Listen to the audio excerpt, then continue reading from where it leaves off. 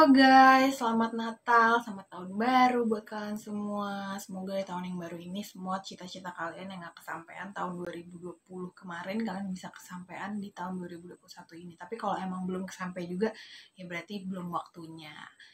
Nah, aku malam ini mau membahas tentang ramalan tahun baru. Karena banyak banget yang bertanya sama aku, Tasya ramalin dong tahun 2021 gue gimana bla bla bla bla. Jawabannya adalah gue tidak membuka ramalan apapun karena aku tidak meramal. Tapi kalaupun kalian membuka atau ikut-ikut kayak ramalan atau baca kartu untuk tahun ini dan sebagainya, itu bukan jadi patokan kalian untuk menjalani hidup. Itu kayak cuman sedikit bocoran dan itu pun tidak benar 100%. Kalian boleh nanya sama semua peramal-peramal, itu semuanya tidak 100% untuk kalian percayai. Itu hanya 90% buat kalian percayai. Apalagi kalau kalian ketemu sama peramal yang, atau kalian melakukan ramalan sama orang yang bukan orang yang benar gitu. Jadi itu gak bisa dipercaya. Dan semuanya itu seperti aku tadi bilang, cuma 90% kebenarannya, sisanya itu di tangan Tuhan dan di tangan kalian sendiri. Jadi kalau misalnya kalian mencoba untuk ramalan terus ternyata hasil ramalannya, oh tahun ini lo putus sama cowok lo, atau tahun ini kerjaan lo akan kehilangan kerjaan. Nah itu jangan jadi langsung sedih atau gimana, tapi kalian harus mengubah ramalan yang buruk itu menjadi baik di kehidupan aslinya gitu. Dan kalau misalnya ramalannya baik ya diamini aja gitu kan. Jadi bukan berarti untuk jadi patokan kalian untuk menjalani hidup gitu. Terus ramalan tuh sebenarnya 100% akan jadi kenyataan atau enggak sih? Banyak yang nanya gitu. Aku gini, ini berdasarkan pengalaman aku sendiri. Aku waktu SMA itu ada pensi di SMA aku dan menyuguhkan seorang tarot reader. Terus aku ikutan lah nih kan tarot-tarotan nih. Aku punya pacar dulu sebelum sama Hans. Terus si tarot, my god, sorry guys. Nah sebelum sama Hans ini aku punya pacar. Terus aku bertanya lah sama si tarot reader ini, dibacain lah kehidupan sekolah, cinta, sama apa waktu itu aku lupa. Tapi aku inget lah yang bagian cinta. Katanya pacar aku yang saat waktu itu adalah batu loncatan aku untuk menuju pacar aku yang selanjutnya, which is si Hans yang habis dari pacar yang sebelum itu. Nah pada saat itu aku langsung kayak sedih banget. Ya iyalah, karena kan pacar gue kan si sosok yang pada saat itu lagi sama aku gitu. Terus aku kayak langsung mikir, udahlah gue putus aja, langsung mikir kayak gitu. Aku jadi tersugesti untuk melakukan itu karena aku jadi berpikir bahwa ya nggak ada gunanya gue pacaran sama dia, orang nanti gue ketemu sama orang lain gitu kan. Dan jadinya ya kejadian karena sugesti diri aku sendiri tadi itu, aku jadi mutusin pacar aku yang waktu itu. Terus aku, ya benar, aku jadi bertemu sama Hans yang sampai sekarang bertahan gitu. Udah dari kelas 1 SMA, 1 SMA kayaknya, kalau nggak salah. Ya nggak sih? Ya, kelas 1 SMA aku. Nah, jadi kalau tanya 100% benar apa enggak, itu sebenarnya jawabannya ada di kita sendiri, guys. Begini ada banyak kemungkinan dalam satu ramalan. Tapi untuk akan jadi kenyataannya atau tidak, itu ada di tangan kalian sendiri yang dibacain. Jadi kalian itu kalau dibacain tarot, ramalan dan sebagainya, jangan langsung ditelan mentah-mentah, dimasak dulu baru kalian telan gitu. Jadi kuncinya sebenarnya itu sih kalau masalah ramalan-ramalan. Dan kalau ditanya tahun 2021 nih akan jadi bagus atau enggak, aku nggak tahu karena aku nggak pernah mau melihat, maksudnya aku nggak pernah mau membaca ke depannya. Dan kalaupun aku lihat, aku nggak akan share juga karena buat aku pribadi masa depan itu ada di tangan Tuhan. Jadi kita sebagai manusia, kalaupun kita lihat ya udah, itu hanya bocoran sedikit buat kita aja gitu. Kecuali aku rasa aku harus share, aku akan share. Tapi kalau aku terasa memang itu cuman informasi yang diberikan ke aku aja, ya aku akan diam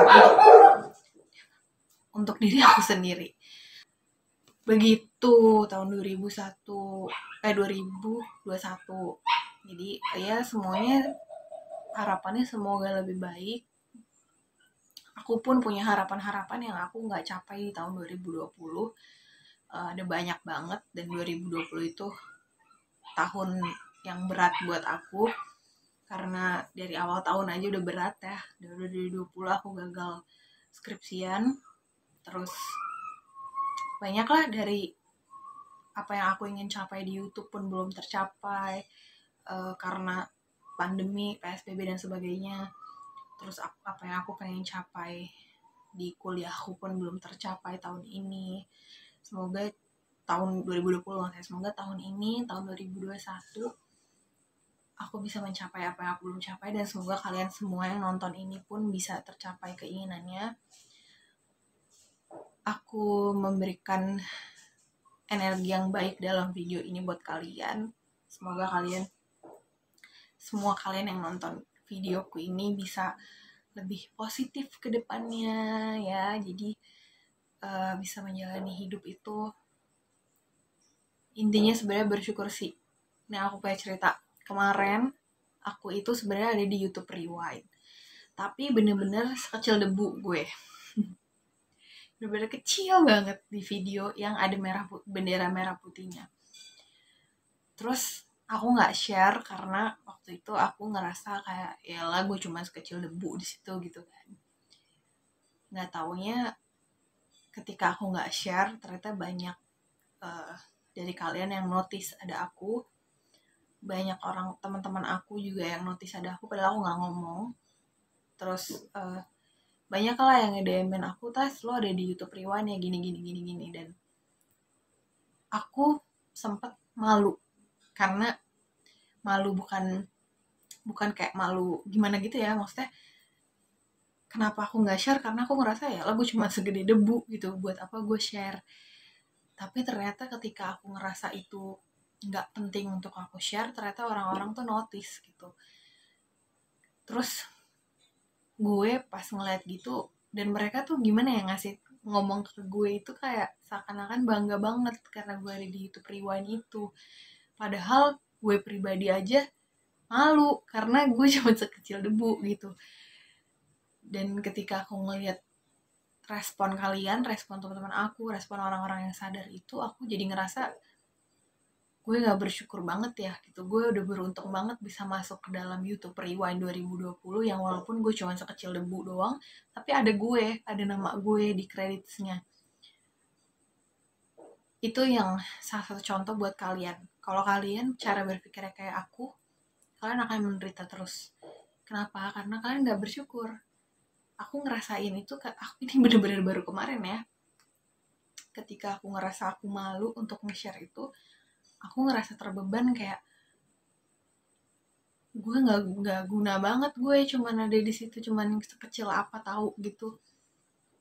Tapi ternyata orang lain tuh melihat yang hal berbeda dari itu, dan mereka bangga sama aku yang cuma sekecil debu itu gitu. Dan ketika aku ngebalikin pikiran aku yang wah, gue harus bersyukur banget gitu, banyak orang yang kepengen banget masuk ke dalam YouTube Rewind tapi nggak masuk, tapi aku bisa punya kesempatan untuk masuk walaupun cuman kecil, tapi aku masuk.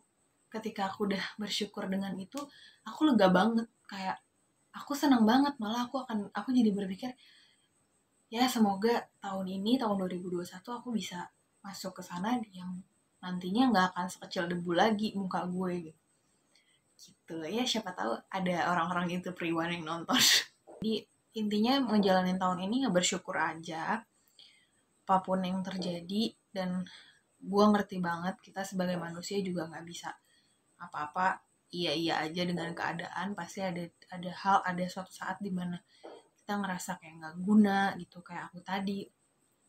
Tapi pasti ada orang yang bisa ngingetin kita nanti, entah dari temen, bahkan kalau aku tuh dari teman-teman online, dari kalian-kalian semua yang DM aku, atau dari orang tua, dari saudara gitu, semuanya pasti bisa ngingetin kalian kalau kalian mau membuka mata, telinga, dan hati kalian untuk dengerin mereka.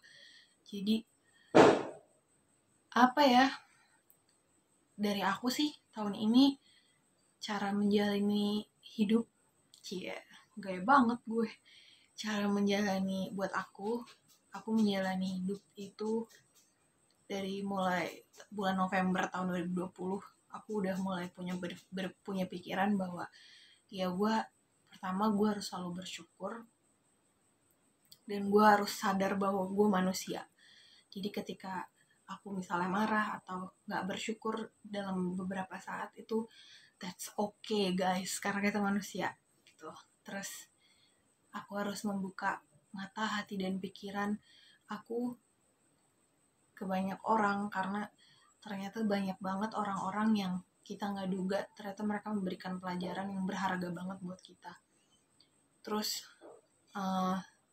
hidup tuh gak usah muluk-muluk banget, udah jalanin satu-satu. Kalau ini udah berhasil, melangkah lagi, sabar, pelan-pelan, karena kita gak bisa lompat langsung kecuali hoki. Gitu ceramah hari ini. Oh my god, pusing banget. Maaf ya guys, karena Bum dan Momon tuh emang berisik banget. Ya udah gitu aja video ini dibuat tanggal 1 karena aku tiba-tiba dapet wangsit gitu pengen bikin video, jadi aku langsung bikin, dan ini pakai HP, jadi mohon maaf kalau kualitasnya tidak sebagus kalau pakai kamera, karena kamera lagi di Hans. Dan doain aku juga ya supaya tahun ini aku cepet lulus kuliahnya, aku cepet bisa penelusuran lagi, aku bisa bikin konten yang banyak buat kalian dan buat aku juga, karena bikin konten itu pleasure sendiri buat gue, kayak istilahnya pelarian gue buat mengeluarkan apa yang bisa aku keluarkan buat kalian gitu. Jadi ya begitulah video hari ini, semoga kalian bisa menjalani tahun ini lebih baik lagi.